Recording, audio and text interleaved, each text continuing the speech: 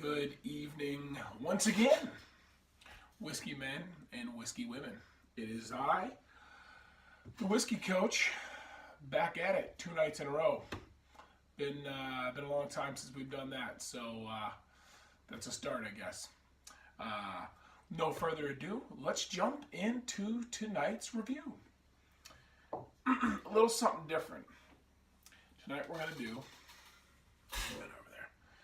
Jefferson's Reserve Old Rum Cask Finish. Why are we doing this? If you remember, I used to really kind of always focus on first-time samples. First time, I would ever kind of crack something open. I would throw it here on YouTube and just kind of catch my initial reaction or thoughts on the juice right there on the fly. And I still will do that. I still appreciate kind of the candidness of that and the randomness of that, good or bad. But this is something that I've tried a few times. By the way, this is batch number 1, bottle number 5813. If you're looking to replicate kind of what I'm sipping tonight, this is a 45.1 proof bourbon.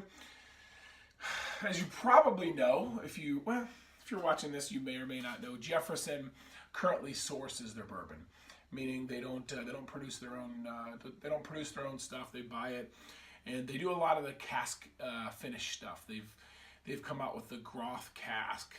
They've done a chef's collaboration or collab where they basically mix a rye and a bourbon and maybe something else. They've done the Oceans, which I have all of. They do some pretty cool experimentation, and this is one that I think really kind of hit. So basically, we're looking at about an 8-year bourbon. They put this bourbon into Gosling's old rum bottle. So if you're familiar with Gosling's, it's a rum from, gosh, where is Gosling's from? I think Gosling's is from the Bahamas. You know what? Just find out. As you can see, I have Gosling's old family rum right here. Gosling's is from Bermuda. My apologies. So, if you can imagine, they're storing this Jefferson's in Gosling's old casks for 15 months. That's a pretty long time. Most of the finished bourbons you'll see out there in the market are maybe a month, 2 months, 4, 5, 6 months is kind of where they top out. 15 months is a long time, so they dedicated a lot of time to let this really pick up that sweetness that's inherently going to be deep in those woods, besides the natural sugars that you're getting from the woods. So I was excited about it. As a rum guy, as a bourbon guy, I was excited by kind of the potential on this. And well, I won't spoil it. I'll jump right into kind of my thoughts. So you're looking at total, I guess, approximately a little over 9 years old on this bourbon. Kind of a nice sweet spot if you ask some of the bourbon people out there, some of the master distillers. They kind of tell you that 8 to 12 years is a sweet spot. You pick it up initially for sure, that there's a little something extra. You get all the things you typically get in a bourbon, but there's kind of something on the tail end and on the front end, actually. It's kind of like if bourbon is like a 4x4. It's got those rough, woody, kind of punchy in the face edges. This rum kind of rounds that out, kind of takes off those sharp edges and really gives it a nice smooth finish, I think. I'm drinking out of my Heaven Hill Bourbon Heritage Center little glass here tonight. Yeah, you know what? In a weird way, and I'd be curious to see if you guys think this, if you have this bottle, if you tried it. Almost a little bit of a Scotch nose.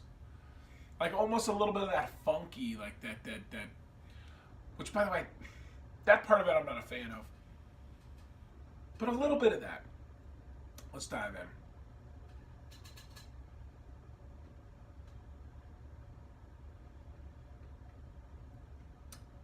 Chew it a bit. Yeah. Then it's a spot. In my opinion, the mouthfeel initially is that sweetness of the rum that you typically wouldn't get in a bourbon, at least of this age. It lingers. It's got a little heat on the back end that you maybe wouldn't expect, but it's definitely got bourbon backbone. It's it's bourbon with a dash of rum influence. It's certainly not a bourbon that tastes like rum. If you have a good palate, you'll pick it up. I certainly can.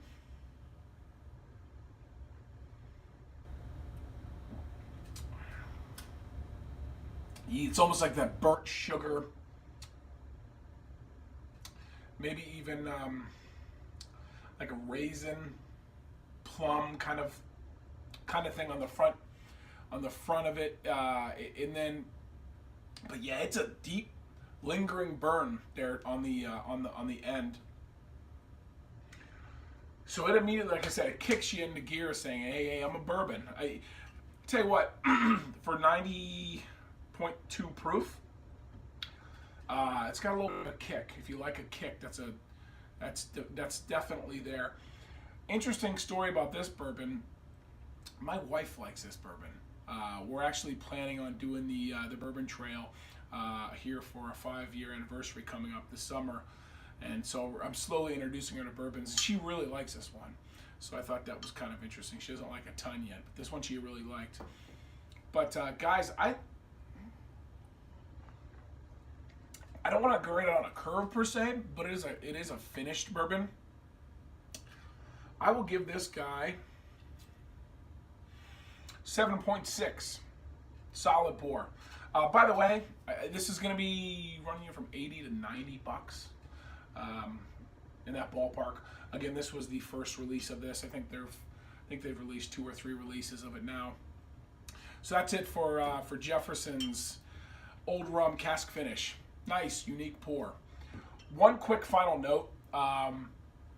It's funny, when I look at some of my old reviews, I kind of chuckle and laugh at some of the things that I said or did. Maybe said something that was factually incorrect, or, my opinions, quite frankly, have changed so much.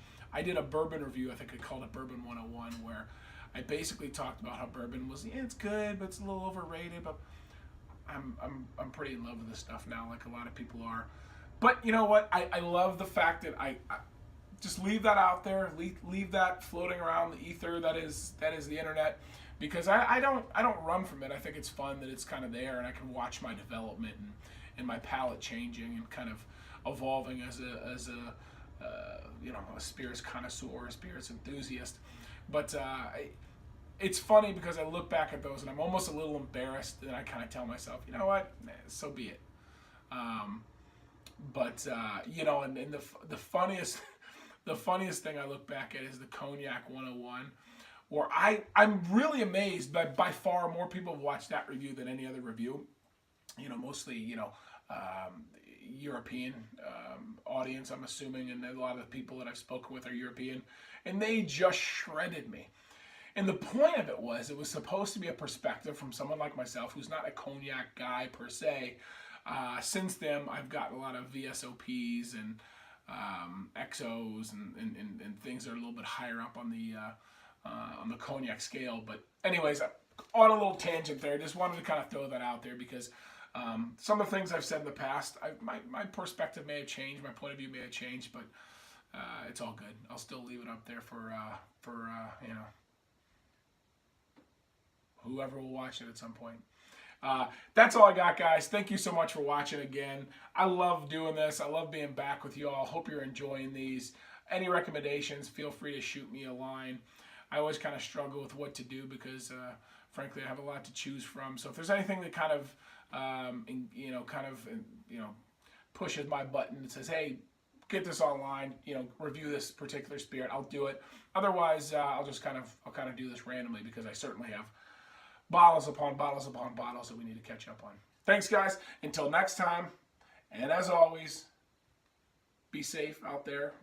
Happy holidays, and glasses up.